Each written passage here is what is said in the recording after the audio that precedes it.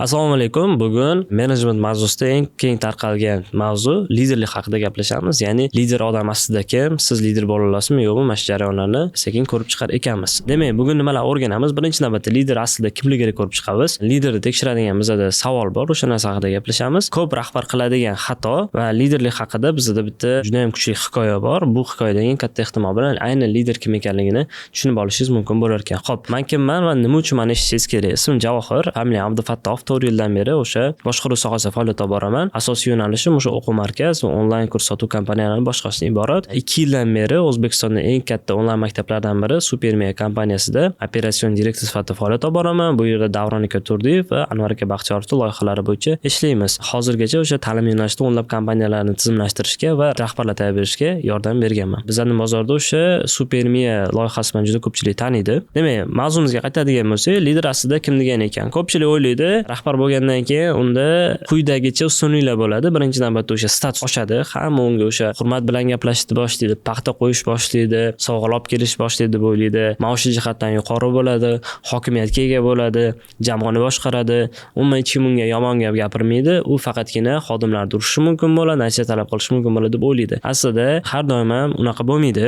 Lider degani bu faqatgina chiroyli xonada, ofisda, katta kresloda o'tirish degani emas. Liderlik bu mas'uliyat degani. Aynan bugun o'sha liderni qanaqa qilib mas'uliyat olish haqida gaplashar ekanmiz siz bilan. Xo'p, liderlik tekshiradigan asosiy savolimiz bizada nima bo'lar ekan? Birinchi savol, qarorlar uchun o'zingiz javob bera olasizmi? Misol uchun, achchiqroq bitta misol keltiraman. Tasavvur qiling, xodimlaringiz bilan o'tiribsiz, kompaniyada krizis holati bo'lishi mumkin, qaysidir proyekt bajarilishini taklif qilyapsiz. Hamma bo'ldi bajaramiz, taklif zo'r ekan, biz ham shu narsani o'ylab turdik, yaxshi narsa aytdingiz deyishi mumkin. Hamma bo'ldi, biz taklifga rozimiz deydi.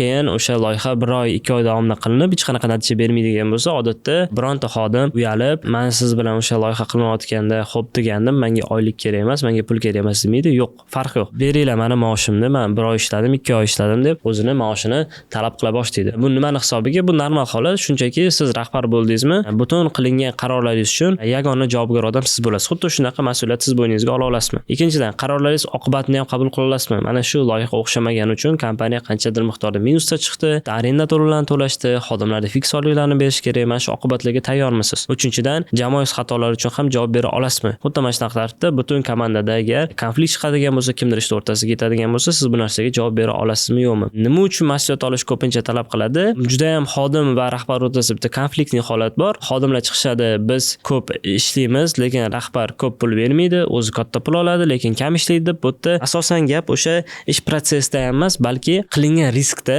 va olingan mas'uliyatda bo'ladi.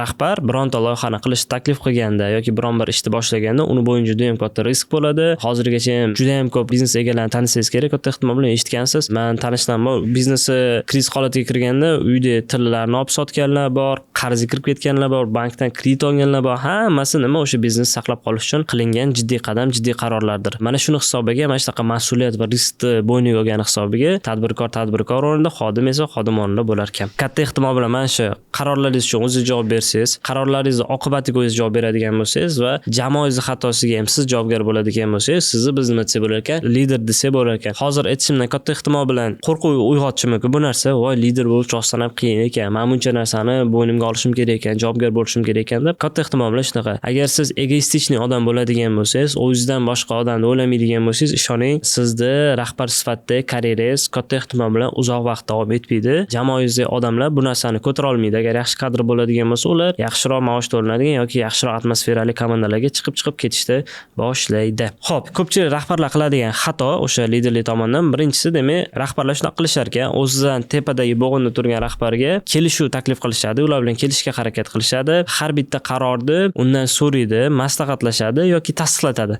Ba'zida yomon emas. Ya'ni sizni bironta liboy top menejeringiz bo'lishi mumkin. Deylik, sotuv bo'limiz rahbari. U misol uchun har bitta qarorni siz bilan maslahatlashishi mumkin. Bu normal holat. Lekin agar o'zingiz bir kun kelib mana shu qarorlarni mustaqil qabul qilmaydigan bo'lsangiz, ishoning, karyerangizni o'sishingiz, kompaniyangizga ko'tarilishingiz, lavozimingiz o'zgarishi, daromadingiz oshishi juda ham qiyin bo'lib qolar ekan. Men har doim o'sha top menejer ishga olayotganda hamma lavozim profil degan narsa eshitgan bo'lsa kerak, eshitmagan bo'lsangiz o'sha vazifalar yozib beriladigan bizga listimiz zada qilingan, lekin men o'sha og'zaki intervyuni o'zida har doim bizga mana bunaqa natija kerak deylik media bo'limiga men o'sha top menejer olayotganda o'sha biz Davron akani ko'tarishimiz kerak, brendini ko'proq odam tanish kerak, foydali kontent ko'proq chiqarishimiz kerak deb oxirgi qilinish kerak bo'lgan o'sha CKP deyiladi, ценник конечный produktda aytganman va shu narsani qanaqa bo'lsa ham qilishga harakat qiling, biz sizga resurs beramiz deganman. Men A tochkani belgilab, B tochkani chizib, unga qanaqa borish haqida aytib bermaganman. Prosta bizga kerak bo'lgan natijani aytganman. Qolgan harakatlar o'sha top menejer, o'sha rahbar tomonidan qilingan. Xuddi shunaqa bu yerda ham har doim ham nima bo'ladi? Rahbar bilan maslahatlashishingiz, birga qaror qabul qilishingiz bu rahbarga yaxshi ko'rinadigan holat emas, balki mustaqil o'sha jarayonlarda muammolar yechadigan bo'lsa, sizni kompaniyadagi o'rningiz yanada mustahkamroq va balandroq bo'lar ekan. Juda ham bitta hayotiy o'sha tarixiy misol bor. Liderligiga o'sha 1960-yilda AQSh bilan SSR o'rtasida koinotga o'sha kosmosga chiqish, oyga qo'nish degan katta zadacha qo'yilgan bo'ladi. Ikkalasida ham bu narsa nima avtoritet sifatida qabul qilingan. Ya'ni kim birinchi o'sha yerga chiqadigan bo'lsa, o'sha davlatda fan texnologiya ancha rivojlanganini ko'rsatib beradigan poyga bo'lgan. Shunda o'sha SSRda ish ketish jarayonida bitta muammo paydo bo'ladi. Hop, kosmik kema yaratamiz. Undan keyin esa o'sha raketamiz qo'nadigan bo'lsa, umuman qo'nish uchun oyda sathi qanaqa?